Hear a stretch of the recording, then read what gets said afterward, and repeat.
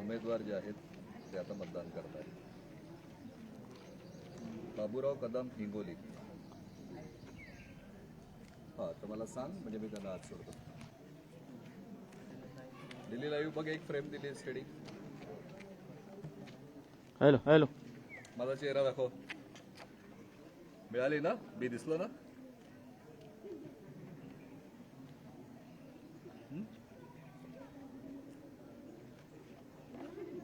तुला उचलता येईल, मला तू थ्रू करून ठेव. बाकी मी तुला त्याच्यावर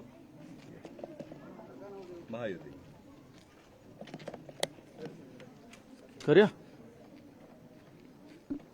मतदान करूयात. ठीक आहे, त्याचं मतदान होऊन जाऊ दे, मग तो एलिमेंट करतो. आतमध्येच तुझ्याकडे कार्डवर सुद्धा रेकॉर्ड कर. हां,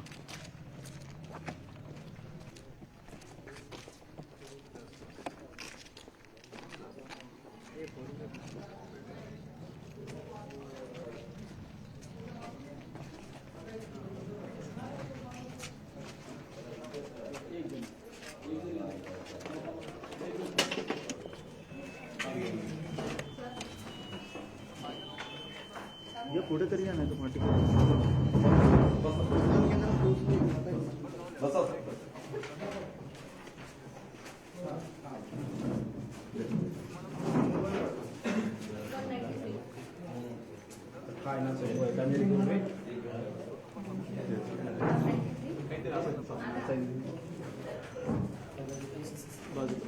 बाकीचे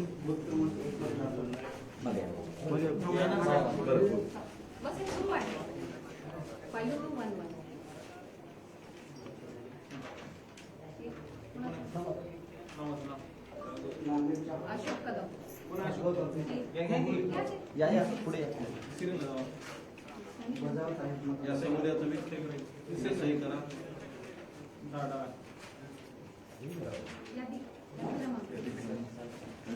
या समोर थांबा, डावा हात ठेवायचं. 802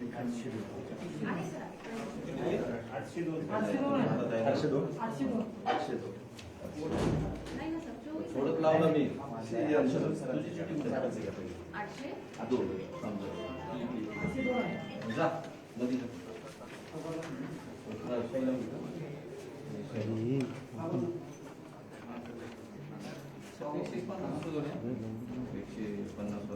वरती करून नोकरी दिली त्याची 52.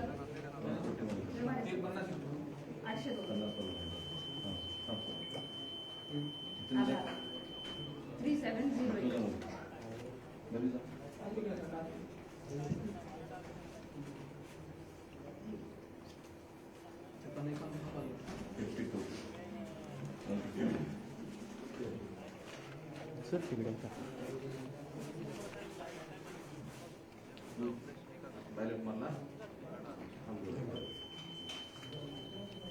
साहेब, ह्या साईडून या, ह्या साईडून शाही लावताना फक्त. हां, ये इकडे आता. शाही लावताना इकडे तिकडे. हां, तिकडे बस.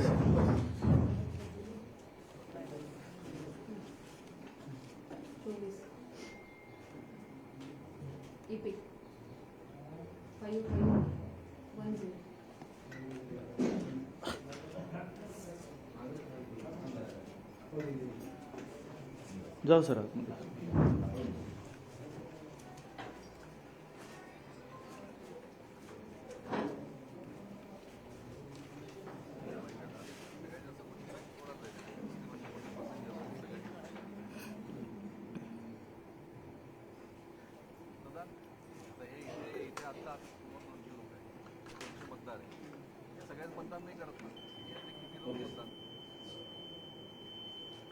साहेब बोर्ड दाखवा फक्त.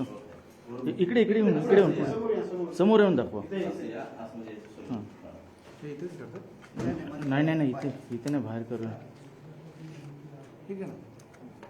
एक सेकंड सर, एकच सेकंड. चल जाऊया बाहेर, त्यांना येऊ दे बाहेर. चल. ओके चालेल. चला थँक्यू सर. थँक्यू. चला.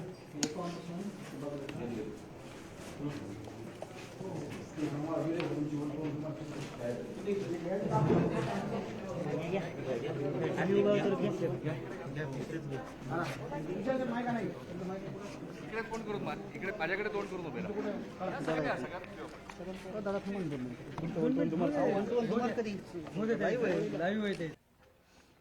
नमस्कार, मी प्रशांत बाग, माझा सहकारी गणेश गंधाटसह न्यूज 18 लोकमतमध्ये तुम्हा सगळ्यांचं स्वागत करतोय.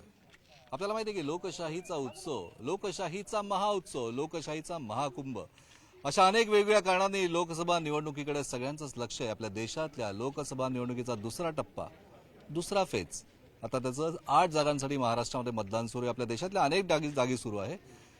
आता आपण आहोत त्यातल्याच एका अत्यंत महत्वाच्या लोकसभा मतदारसंघात, अर्थात हिंगोली. 3 जिल्ह्यांचा खरं तर याच्यात 6 विधानसभा मतदारसंघाचा समावेश आणि त्याच ठिकाणी आता आपण आहोत. प्रत्येक निवडणूक म्हटली की वेगवेगळे राजकीय पक्ष असो की उमेदवार असो, हे मतदारांना आकर्षित करण्यासाठी अनेक वेगवेगळ्या क्लुप्त्या लढवत असतात. काय लोकसभेची निवडणूक म्हणजे की देशाचं धोरण ठरवणारा प्रतिनिधी जरी निवडून द्यायचा असला तरी त्याची ग्रामीण भागाशी कनेक्ट असलेली नाळ ही सगळ्यात महत्वाची, आणखीन तीच दिसून येते प्रत्येक ठिकाणी. आणि याचमुळे एका अशा लोकगीतानं या हिंगोली लोकसभा निवडणुकीमध्ये रंगत आणली, अक्षरशः धुमाकूळ गाजवला. ते म्हणजे की आला बाबूराव, आला आला बाबूराव. मुख्यमंत्री एकनाथ शिंदे सुद्धा यांना या गीताचा उल्लेख करण्याचा मोह आवरला गेला नाही. पण असं काय कारण होतं की ज्यामुळे हे गीत इतकं लोकप्रिय झालं? त्याचं कारण महायुतीचे या विधानसभा या लोकसभा मतदारसंघातील एक उमेदवार बाबूराव कदम. बाबूराव कदम आपल्यासोबत आहेत. बाबूराव, काय आहे म्हणजे की प्रत्येक व्यक्तीच्या तोंडामध्ये जितकं तुमचं नाव आहे तितकं या गीताचं नाव आहे. हे माझं मूळ गाव आहे आणि हे सगळे जमलेले आमचे पाठीराखे आहेत.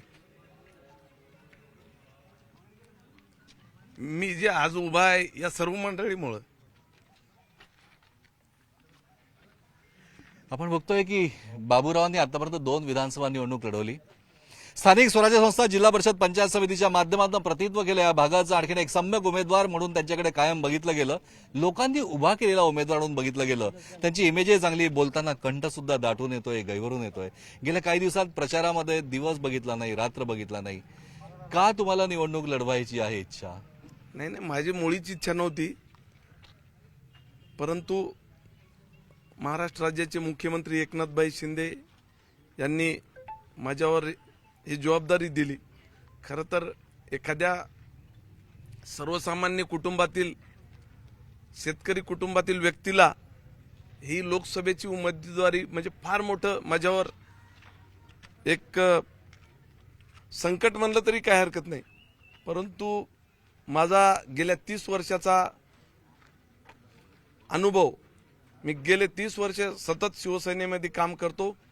शिवसेनेमध्ये काम करत असतेवेळेस 80% समाजकारण आणि 20% राजकारण, जे बाळासाहेबांचं स्वप्न होतं ते आम्ही तंतोतंत पूर्ण करण्याचा प्रयत्न करतो.